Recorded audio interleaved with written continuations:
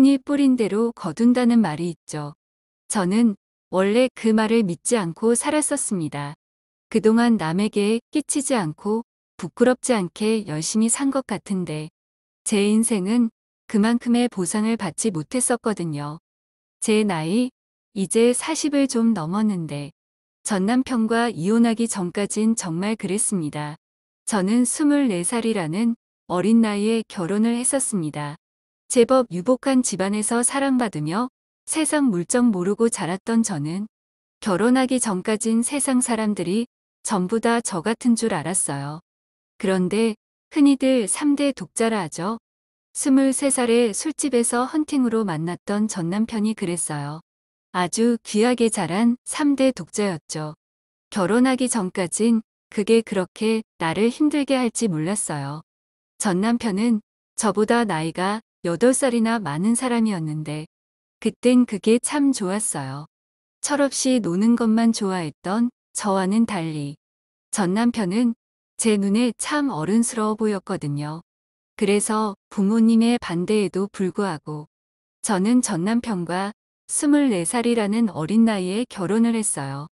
거세게 반대를 하시던 부모님은 그래도 딸이 시집 간다는데 기죽게 보낼 수 없다며 혼수며 예단까지 정말 남부럽지 않게 해주셨어요. 비록 결혼 준비할 때 무뚝뚝하고 까다로운 시어머니 때문에 조금 힘들긴 했지만 그래도 잘 살 수 있을 거라고 생각했어요. 아직 내가 낯설어서 그러시겠지. 그럴수록 딸처럼 다가가자 생각했었죠. 그런데 신혼여행을 다녀온 후 저희 집에 인사 갔다가 시댁으로 갔는데 그때 처음으로 내가 더 잘한다고 해도 시어머니는 날 예쁘게 봐주시지 않을 수도 있겠다는 생각을 했던 것 같아요. 시댁에 들어가지도 못하고 현관 앞에서 꾸중을 들었었거든요. 시댁부터 와야지. 어떻게 친정부터 홀랑 다녀오니? 너는 이제 우리 집안 사람인 거 모르니? 시어머니의 그 말이 너무 차갑고 매서워서 고개도 못 들었어요. 뭐라고 말해야 할지 모르겠더라고요. 근데 옆에 서 있던 남편이 절 보며 얘기하더라고요. 뭐해? 어머니가 말씀하시는데 죄송하다고 해야지. 내 편인 줄 알았던 남편이 시어머니 곁에 서서 차가운 눈으로 저를 보며 매정하게 말하는데 저는 뭐가 잘못인지도 모르고 울면서 그냥 죄송하다고 했어요. 제가 눈물을 흘리자 어머니는 더 인상을 찌푸리셨죠. 얘, 울 거면 집에 들어오지 마라. 다 울 거든 들어와. 어머니는 저를 현관문 앞에 세워둔 채 집 안으로 들어가셨어요. 아니, 왜 울어? 어머니 말대로 다 울거든 들어와. 남편 역시 우는 저를 달래주기는커녕 어머니를 따라 집 안으로 들어가더군요. 그런 어머니와 남편의 뒷모습을 보며 그날 처음으로 혼란스러웠어요. 이게 뭐지? 말로만 듣던 시집살이가 이런 건가 싶더라고요. 그리고 그날부터 시작이었어요. 어른스러운 사람인 줄 알았던 남편은 어머니의 말을 절대적이라 생각하며 따르는 사람이었고 어머니는 제 숨소리도 미운지 저를 볼 때면 매번 날카로운 말을 뱉어내셨어요. 얘, 감기니? 숨소리가 왜 이리 거칠어? 너 때문에 우리 아들 감기 걸리는 거 아냐? 고열에 시달리면서도 꼭 시댁으로 오라는 어머니의 말씀에 김장하러 갔을 때도 너는 어째 내가 전화 안 하면 영 소식이 없니? 이러다 우리가 죽어도 모르겠다. 3일에 한 번씩 꼬박꼬박 안부 전화를 드렸을 때도 왜 매일 전화가 없냐며 혼을 냈었죠. 당시에는 몰랐는데 시어머니의 구박과 남편의 무관심에 제 마음은 하루하루 병이 들어갔던 것 같아요. 그러다 결혼한 지 1년 정도 됐을 때 어머니가 시댁으로 호출을 하셨어요. 그리고는 어이없는 말을 하셨죠. 네 삼촌이 사업을 좀 하고 싶어 하는데 너네 아버지께 도움 좀 부탁드려야겠다. 도움이요? 무슨 도움을 말씀하시는 건지. 뭐긴 뭐야. 돈이지. 들어보니까 니네 아버지 회사가 제법 크다며? 어쨌든 이제 다 한 식구인데 서로 돕고 살아야지. 네 삼촌이 잘 돼야 하지 않겠어? 황당한 어머니의 말에 저는 남편을 바라봤어요. 어머니 좀 말려줬으면 좋겠어서요. 근데 남편은 왜 자길 보냐는 듯 제 시선을 피하더군요. 그날 처음으로 집에 와서 남편과 부부싸움을 했어요. 당신은 대체 왜 어머니의 말도 안 되는 말을 침묵하고 지켜보는지, 시어머니는 삼촌분 사업에 필요한 돈을 왜 우리 아버지한테 달라고 하는지, 당장 어머니한테 절대 안 된다고 말하라며 다졌어요. 왜 안 되는데? 어머니 말씀이 맞잖아. 어차피 한 식구인데 정 아버님한테 죄송스러우면 유산 미리 달라고 말씀드려. 그리고 우리 삼촌 도와드리면 되겠네. 남편의 뻔뻔한 말에 기가 찼어요. 아무리 어머니 앞에서 내 편이 아니라고 해도 이런 사람인 줄은 몰랐었는데 정말이지 결혼이 후회되더라고요. 하지만 돌이키려 해도 이미 늦은 일이었고 저의 반대에도 불구하고 결국 저희 아버지는 돈을 보태드렸어요. 그깟 돈이 뭐라고. 그거 안 도와줬다가 내가 미움받으면 어떻게 하냐고. 아버지는 괜찮다 하시는데 그날 참 많이 울었어요. 그래도 돈이 좋긴 좋은지 그날 이후로 시어머니가 조금 잘해주시긴 하더라고요. 그게 속물처럼 보이면서도 한편으로는 마음이 편했어요. 그래, 어차피 가족인데 이번에 이렇게 도와드렸으니까 나중에 우리 집에 어려운 일 생기면 어머니도 이렇게 도와주시겠지. 스스로 합리화도 했어요. 그렇지만 어머니의 친절함은 그리 오래가지 않더라고요. 시댁 식구들이 다 모이는 추석날이었는데 온 가족 있는 데서 어머니가 그러시더라고요. 저는 불효를 저지르는 며느리라고요. 결혼한 지가 언제인데 아직도 애소식이 없냐며. 너희들 잠자리는 하냐며. 내 밭이 영 시원찮은 게 아니냐며. 차마 입에도 담을 수 없는 말들을 하시더라고요. 그런 어머니의 말에 다른 어른들도 한마디씩 거들었어요. 우리 집은 손이 귀한 집안이다. 얼른 아들을 낳아야 한다. 얘가 3대 독자인데 대가 끊기면 안 된다. 더 노력해라. 혼자 죄인이 돼서 그 말들을 다 듣고 있는데 남편이란 사람은 혼자 방에서 낮잠을 자고 있더군요. 그리고 그날 이후로 어머니는 더욱 저를 닥달했어요. 잠자리는 했는지, 몇 시에 했는지, 배란일은 언제인지, 혹시 피임약을 먹고 있는 건 아닌지 매일 아침마다 전화해서 확인하더라고요. 정말 미치는 줄 알았어요. 부부의 프라이버시도 존중받지 못하고 매번 꼬치꼬치 캐물으며 구박을 하시니까 이러다 끝내 애를 못 낳으면 어머니 등살에 내가 죽을 것 같더라고요. 그래서 남편을 졸라 병원을 갔어요.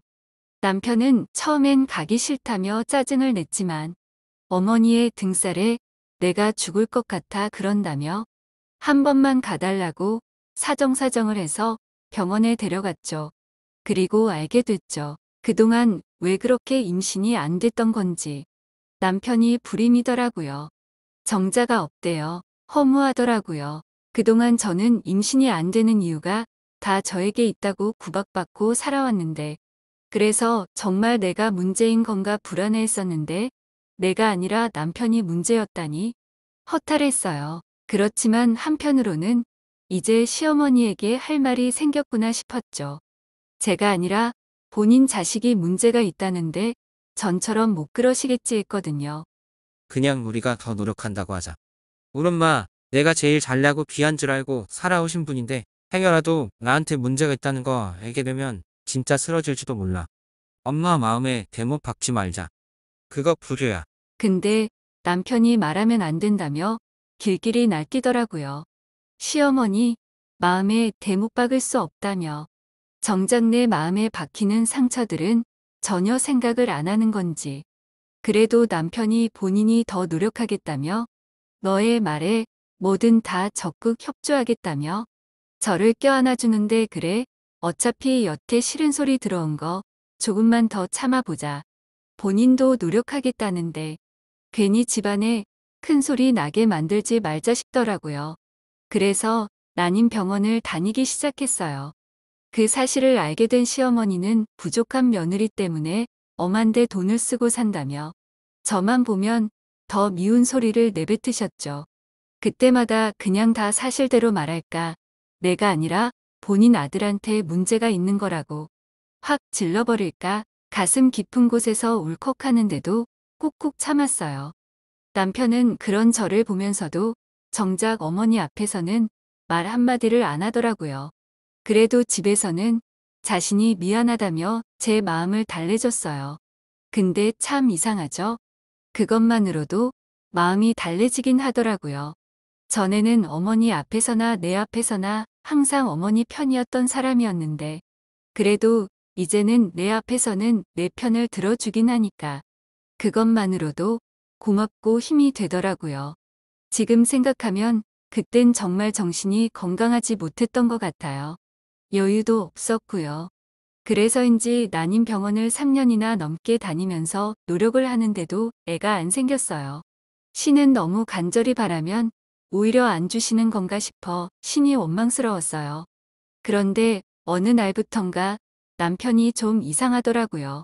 주말마다 교대 근무를 해야 한다며 집에도 잘 안 들어오고 회사에서 받는 스트레스 때문에 자신도 취미를 하나 갖고 싶다며 어느 날부턴가 낚시를 다니기 시작하더니 밤에도 낚시를 갔다 오겠다며 나가서 집에 안 들어오는 일이 좀 빈번해졌어요. 그런 남편 때문에 전 남편이 애가 없어 밖으로 놔두는 건가 싶어 아이 생각이 더 간절해졌어요. 그러다 어느 날 웬일로 낚시도 가지 않고 퇴근하고 곧장 집에 온 남편이 피곤하다며 일찍부터 잠을 자는데 침대맡에 남편 핸드폰이 쉴 새 없이 반짝거리더라고요. 여자의 촉이랄까요? 평상시엔 들여다보지도 않던 남편 핸드폰이 이상하게 그날따라 한번 보고 싶더라고요. 그래서 몰래 남편 핸드폰을 집어서 거실로 나왔어요. 그리고 비밀번호도 잠겨있지 않은 남편의 휴대폰을 열어봤는데 읽지 않은 카톡 알림 메시지가 보이더라고요. 그 순간 잠깐 망설였던 것 같아요. 왠지 열어보면 안 될 것 같은 느낌? 열어보면 전처럼은 못 살 것 같다는 그런 막연한 기분이 들더라고요. 그래서 잠시 고민하던 저는 그 알림 메시지를 클릭했어요. 여러분, 카톡엔 대화 채팅이 딱 하나 있었어요. 대화를 하고 다 지운 건지 저랑 주고받은 카톡도 없더라고요. 그리고 딱 하나 있는 대화 채팅의 상대는 낚시메이트 꽁이라는 이름이었어요. 뭐지? 같이 낚시 다니는 친구인가 생각했는데 꽁이라는 단어가 뭔가 깨름칙했어요. 찝찝한 마음으로 대화 내용을 열었는데 그 순간 판도라의 상자가 열렸어요. 뽕, 우리 이번 주에는 어디로 낚시 갈까? 자기 너무 보고 싶어. 나 진짜 자기랑 하루라도 빨리 결혼하고 싶어. 사랑해. 내 사랑은 너밖에 없는 거 알지? 서로 사랑을 주고받은 남녀의 메시지들을 보는 순간 하늘이 무너진다는 게 이런 건가? 오한이라도 온 사람처럼 온몸이 달달 떨렸어요. 남편에 대한 배신감에 그동안 꾹꾹 참고 버텨왔던 마음들이 다 무너져 내리는 것 같았어요. 더 이상 이 남자와 살 이유가 없다 싶었죠. 그날 뜬 눈으로 밤을 지새우고 애써 태어난 얼굴로 남편을 출근시킨 뒤 친정 엄마께 전화를 걸었어요. 더 이상 이 남자랑은 못 살겠다고 친정으로 가겠다 말하려고요. 근데 왜 안 좋은 일은 한꺼번에 생기는 걸까요? 엄마가 울면서 전화를 받으시더라고요. 아빠 회사가 다 망하게 생겼다고. 거래처의 거래도 끊기고 돈줄이 다 막혀 지금 자금 구하러 여기저기 다니고 계시다고. 너희 남편에게 말해서 이번에 좀 도와줄 수 없겠냐고. 그 말을 듣는데 차마 남편의 외도는 알리지도 못하고 일단 남편이랑 얘기해 보겠다며 전화를 끊었어요. 저는 결혼 후 전업주부를 하라는 남편의 강력한 주장 때문에 남편에게 생활비를 타서 쓰는 입장이었거든요. 경제권도 남편이 다 쥐고 있어서 제 수중엔 돈 한 푼 없었어요. 그래서 퇴근해서 돌아온 남편에게 얘기했어요. 우리 집 좀 도와달라고. 집이 망하게 생겼다고. 근데 남편은 저의 그 말을 단칼에 거절하더라고요. 가족끼리도 돈 거래는 하는 게 아니라나? 기가 찼어요. 자기 삼촌 사업해야 된다고. 우리 아빠한테 돈 받아갈 땐 언제고 이제 와서 다른 소리를 하다니. 그래서 홧김에 남편에게 소리를 질렀어요. 당신이 바람난 거 나 다 알고 있다고. 근데도 내가 참고 살고 있다고. 이번만 용서해주고 앞으로 참고 잘 살 테니까 우리 집 좀 도와달라고. 시댁도 당신도 돈 많지 않냐고. 그랬더니 남편이 그러더라고요.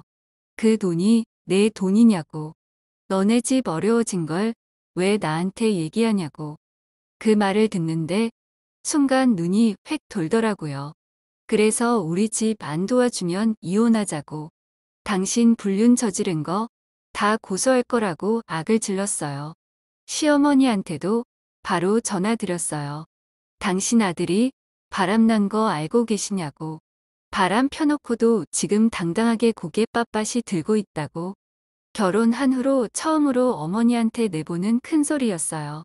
그리고 한밤중에 벌어진 난리의 시어머니와 시아버지가 함께 집에 오셨어요. 너는 부끄러운 줄도 모르고 네 시어머니한테 못하는 소리가 없구나. 남편이 바람났으면 부끄러운 줄 알아야지. 네가 얼마나 모자랐으면 얘가 바람을 폈겠어. 네가 진작 애라도 낳았어 봐라. 얘가 다른 데로 눈을 돌렸겠나. 자기 아들이 바람을 폈다는데도 미안해하기는커녕 큰 소리를 치시는 어머니를 보고 저도 어머니께 큰 소리로 맞받아쳤어요. 어머니, 애는 저 때문이 아니라 이 사람 때문에 못 낳는 거예요. 이 사람 불임이라고요. 근데도 제가 여태 어머니한테 이런 말씀 드렸어요? 안 드렸잖아요. 다 참고 살았잖아요. 근데 바람이라뇨? 이건 아니죠. 어머니께 악을 지르는데 갑자기 눈앞이 번쩍했어요. 제 말을 듣고 계셨던 시어머니가 남편이 문제라는 말에 제 머리를 확 손바닥으로 내리치신 거였어요. 근데 이게 어디서 배운 말버릇이야? 네 부모가 이렇게 가르치든? 얘한테 문제가 있으면 뭐 아내가 돼서 감싸줄 줄 알아야지. 네가 이러니까 얘가 바람이 났지. 황당한 어머니의 말에 어이가 없어서 정말이지 눈물도 안 나더라고요. 그래요. 다 제가 못난 탓이죠. 어머니가 그렇게 말씀하실 줄 알았어요. 어떻게 같은 여자인데도 됐고 저번에 우리 아버지가 어머니 삼촌분 사업에 도와드린 돈 내놓으세요. 이 사람이랑도 이제 그만 살라니까 그 돈 주세요. 미쳤니? 우리가 그 돈을 왜 줘? 그건 이미 끝난 일인데. 그럼 불륜죄로 아드님 콩밥 한번 먹이실래요? 처음이었어요. 어머니 말에 그렇게 한마디도 안 지고 대들은 건. 그러자 제 말에 아무 말 없이 앉아있던 남편이 일어서더니 제 어깨를 툭 치더라고요. 이게 어머니한테 못하는 소리가 없네. 그래 이혼해. 뭐? 불륜? 증거 있어? 나 너한텐 단 한 푼도 부니까 네 마음대로 해. 너네 집 망했다고? 그래 잘됐네. 너도 빈몸으로 쫓겨나고 너네 집도 빈털털이 되고 아주 잘됐다. 잘됐어. 그동안 너네 아버지 돈 좀 있다고 일세 부리는 거 진짜 참기 힘들었는데 아주 꼴 좋다. 나 너한테 줄 돈 없고 너네 집에도 줄 돈 없어. 그러니까 이혼해. 알겠어? 남편의 큰 소리에 길 가다 뒤통수를 크게 맞은 사람처럼 정신이 멍했어요. 그동안 내가 얼마나 참고 살았는데, 내가 얼마나 자기들을 위해 노력했는데, 시댁 앓는 소리에 그동안 우리 부모님이 얼마나 많이 도와주셨는데, 이제 와서 나를 배신하고 바람 핀 것도 몰아자서 우리 부모님을 모욕하다니. 살아온 시간들이 모두 부정당하는 느낌이었어요. 그리고 그날 이후로 지옥이 시작됐어요. 시어머니는 밤낮 없이 전화를 해서 악담을 해댔고 남편의 불륜은 남편이 모두 증거를 없애버려서 입증하기가 어려웠어요. 게다가 남편이 집, 명의랑 재산도 다 시부모님 쪽으로 돌려놔서 위자료도 제대로 못 받았어요. 그렇게 8년의 결혼이 끝이 났죠. 이혼 절차를 밟으면서 집에서 얼마 되지도 않는 짐들을 가지고 나오는데 거지 같은 게 남의 집 돈을 탐낸다고. 술집 년보다 못한 년이 집안 망신 다 시킨다며 길거리에서 차마 입에도 담을 수 없는 욕을 들으며 머리채도 붙잡혔어요. 그리고 아버지 사업도 결국은 자금을 구하지 못해 최종 부도를 맞았죠. 그때 차라리 죽을까 싶었어요. 내가 뭘 그렇게 잘못했다고 하늘도 무심하시지 정말 내게 이러실 수 있나 싶었죠. 그렇게 이혼을 한 뒤로 집도 회사도 재산도 모두 잃은 저와 부모님은 허름한 단칸방 월세방에서 정말 살기 위해 하루도 쉬지 않고 일했어요. 저는 식당에서, 아빠는 공사장에서, 엄마는 남의 집에서 가정부를 하며 돈을 벌었죠. 그리고 가끔씩 시어머니가 전 남편은 저와 이혼 후 바람났던 그 여자와 재혼을 해 아주 잘 살고 있다는 듣고 싶지도 않은 소식을 전해주셨지만 다 무시하며 살았어요. 그러다 어느 날 옛날에 아버지와 함께 오래 일을 같이 하던 사람이 찾아왔어요.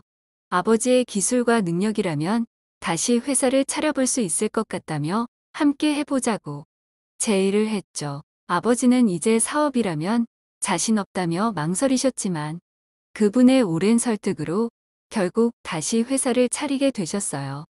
전에 사업을 하면서 그동안의 경력과 인맥이 있어서인지 아버지 회사는 3년 만에 매출 100억을 찍었어요. 그 이후로 아버지 회사는 점점 더 다시 커지기 시작했죠. 덕분에 저도 엄마도 더 이상 식당이나 남의 집에서 일하지 않고 다시 여유 있게 살게 됐어요.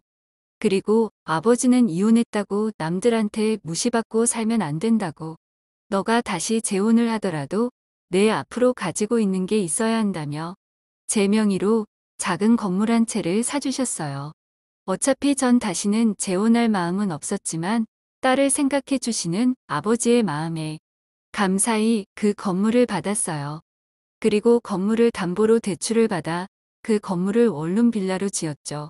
그러면서 건축주였던 지금의 남편을 만나게 됐어요.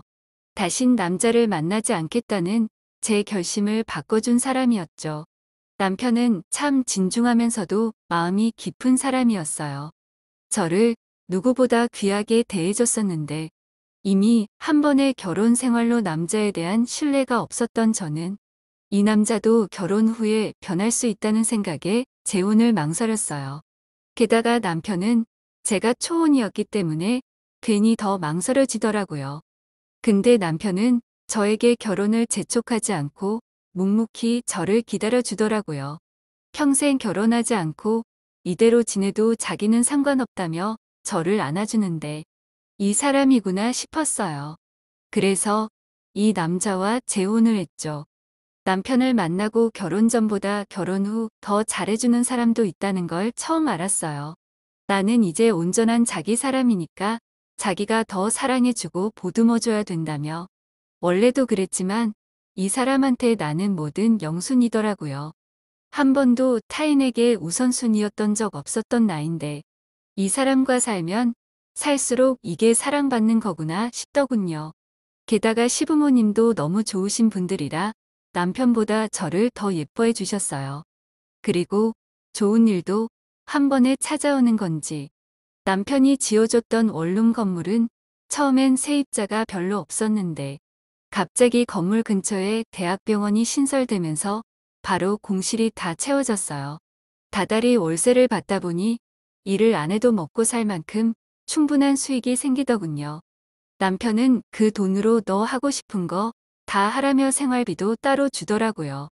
행복했어요. 고생 끝에 낙이 온다더니 정말 그 말이 맞는구나 싶었죠. 그리고 그럴 때마다 전 남편이 한 번씩 떠올랐어요. 내가 이혼해준 덕에 나 이렇게 잘 먹고 잘 산다 당당하게 얘기해주고 싶었죠. 그런데 어느 날 살던 세입자가 나가게 되면서 공실이 생겨 부동산에 집을 내놨는데 집을 계약하고 싶어하는 사람이 있다며 전화가 오더군요. 사장님 집 계약하고 싶다고 오셨는데 월세를 좀 깎아달라네요. 아드님이랑 부모님이랑 셋이 원룸에서 같이 살아야 한다는데 사정이 많이 어려운가 봐요. 그 말에 저는 예전 저희 집 생각이 나더라고요. 단칸방 월세 집에서 세 식구가 아등바등 살았던 그때가요. 그래서 한번 만나보고 사정 얘기 좀 듣고 결정하겠다 했어요. 그리고 부동산으로 갔는데 전 제 눈을 의심했어요. 젊은 날 제 인생을 망가뜨렸던 사람들이 거기 앉아 있더라고요. 바로 전 남편과 옛 시부모님들이었어요.